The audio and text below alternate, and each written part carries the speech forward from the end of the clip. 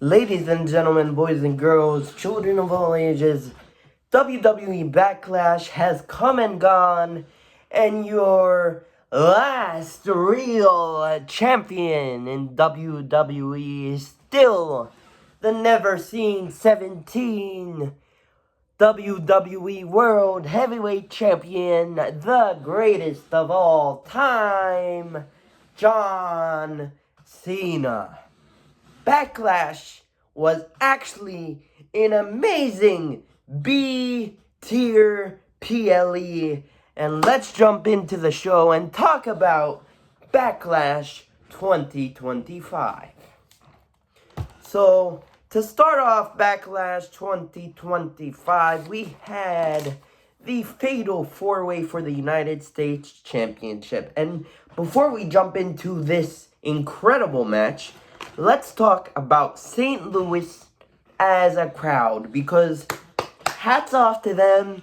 They were an amazing crowd for a B-tier PLE. They were loud from the beginning of the show to the end and brought it and made all of the matches feel so special. So now that I got that out of the way, let's talk about this Fatal 4-Way for the United States Championship. Jacob Fatu defended his United States Championship against Drew McIntyre, LA Knight, and Damian Priest in a Fatal 4-Way match where WWE mashed two of the greatest feuds heading into WrestleMania, putting them into a Fatal 4-Way match, and also putting a championship on the line. And this match was filled with so much fun. Jacob Fatu destroying all of these superstars. LA Knight hit some BFTs. Drew McIntyre hit some Claymores. There was a combination of all these four finishers at the same time, right after each other, which was pretty cool. It was like the BFT into the Claymore, into the Samoan drop kick, every finisher right after each other. That was pretty cool. And then LA Knight was going to put Jacob Fatu through the commentator table until Solo Sikoa took him out. And Jeff Cobb is now in the WWE. Jeff Cobb is one of the biggest free agents as of Saturday. And now he's in the WWE. I cannot wait to watch more of this storyline taking place. Where does the story take place from here? Between Solo and Jacob Fatu, I definitely think that they're building towards Solo versus Jacob for the United States Championship at SummerSlam. Jeff Cobb now being in the midst of this storyline is amazing. They just added a lot more fuel to the fire. And Jacob Fatu retains the United States Championship in an epic Fatal 4-Way match. Maybe even Match of the Year. Match of the Year contender for sure. Next, we had the Women's Intercontinental Championship match as Women's Intercontinental Champion, inaugural Women's Intercontinental Champion, Lyra Valkyria defended her championship against Becky Lynch. And oh boy, this match was pretty fun. Lyra Valkyria had some big moments in this match, as well as Becky Lynch. Becky Lynch was desperate. You could tell that Becky Lynch was desperate for the whole match, destroying Lyra Valkyria. Lyra Valkyria got to destroy Becky Lynch. But in the end, Lyra Valkyria hit Becky Lynch with the Nightwing. Becky Lynch took off the turnbuckle, and referee couldn't count the 3 because of that turnbuckle. But in the end, we had some roll-ups, and Lyra Valkyria wins with a roll-up and retains her Women's Intercontinental Championship. Honestly, I feel like WWE set the stone for more. They proved to themselves that women's mid-card championships should be more defended more on PLEs, for sure. But at the end of the match, Lyra Valkyria retains, but also At what cost? Because Becky Lynch went right back into the damage as she attacks Lyra Valkyria and aims for her arm as she put the disarmor on Lyra Valkyria and did not want to let go. But this match gets a thumbs up from me. So far, Backlash was incredible. Next, we had the men's Intercontinental Championship match as the newly won champion, Dominic Mysterio, defended his championship against Penta Ciro Mieiro. And this match was pretty amazing as well. Dominic Mysterio shows out and shows up every time he's in the ring. He proves to me every time that he is the best luchador in the whole entire world. He had some high-flying action. Of course, the Judgment Day had to get involved. Finn Balor, I think, if I can remember correctly, grabbed the chair and they got thrown out. And then we saw El Grande Americano help Dominic Mysterio retain the Intercontinental Championship, taking out Penta with the glass in his eye, and Dominic Mysterio frog splashes Penta for the win. 1, 2, 3, Dominic Mysterio retains his Intercontinental Championship. Pretty good match. There was some great spots. Nothing bad to say about this match. I cannot wait to see where this title run goes for Dominic Mysterio. And next, we had a match that I thought was going to be a full-on squash match. It turned out to be a 10-star classic match between the ring general Gunther and straight out of the commentary team, Pat McAfee. And Michael Cole was straight up biased in this match, which we really needed. And Pat McAfee got beaten so hard for our entertainment, beaten so hard by Gunther. Gunther literally destroyed Pat McAfee, but it wasn't a squash match because Pat McAfee showed us what we've been missing. Showed us what NXT Pat McAfee was all about. Showed us that Pat McAfee is no joke. And he did this match for Michael Cole. He did this match for all of the commentary team. And he was amazing. He tried to do a moonsault, but missed it. He punted Gunther hard. And there was and choked out Gunther, but for only a few seconds. And then Michael Cole comes out of the commentary team to cheer on Pat. Pat, come on, Pat. Pat, you got this, Pat. And he was like kind of holding Gunther's foot so Pat can win. And I really thought that Pat McAfee was going to win there until Gunther kicked out. I honestly don't know how he kicked out, but he kicked out, even with Michael Cole trying to help.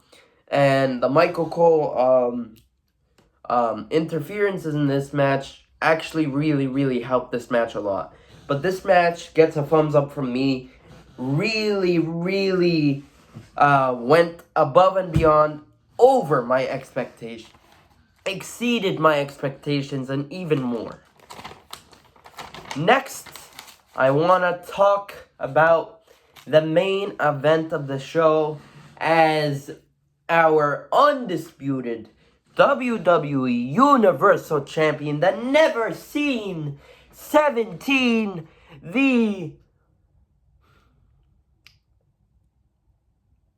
record-breaking never seen 17, undisputed WWE Universal Champion, John Cena, the greatest of all time, defends his championship one last time against the Viper, the legend killer, RKO Randy Orton, the future WWE Hall of Famer. And a lot of people on the internet said that this match was gonna be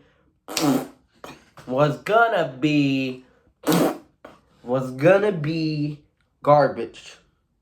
Yes, the feud was I don't even understand why people said, oh, the feud isn't that great, the feud is this, the feud is...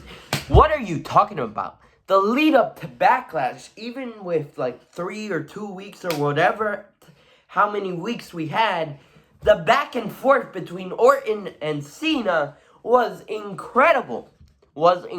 Cena saying that he's the last real champion, that he's gonna freeze Randy Orton at 14 once he takes the championship home with him.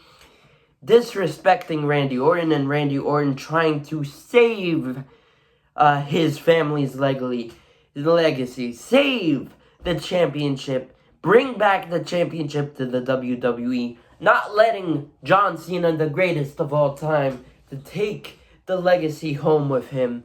The feud was incredible, and the match exceeded above and beyond my expectations, as we had the AA into the RKO. The AA reversed into the RKO.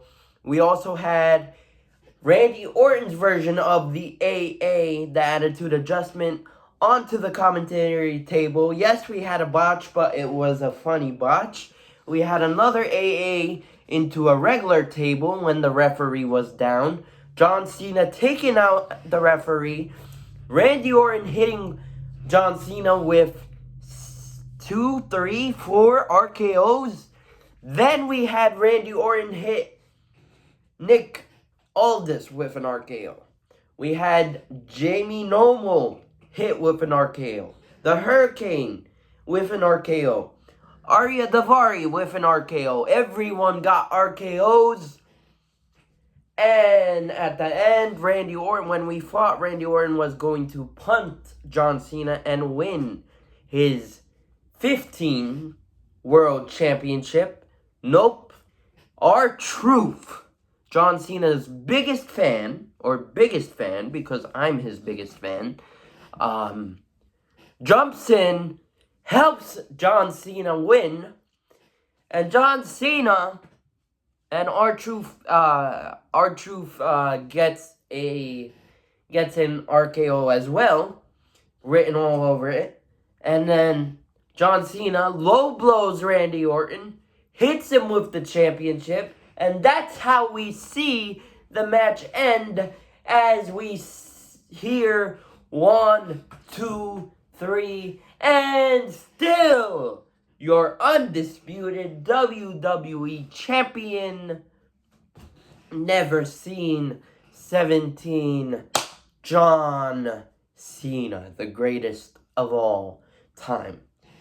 What I want to know from you guys is, do you prefer R-Truth, or do you prefer,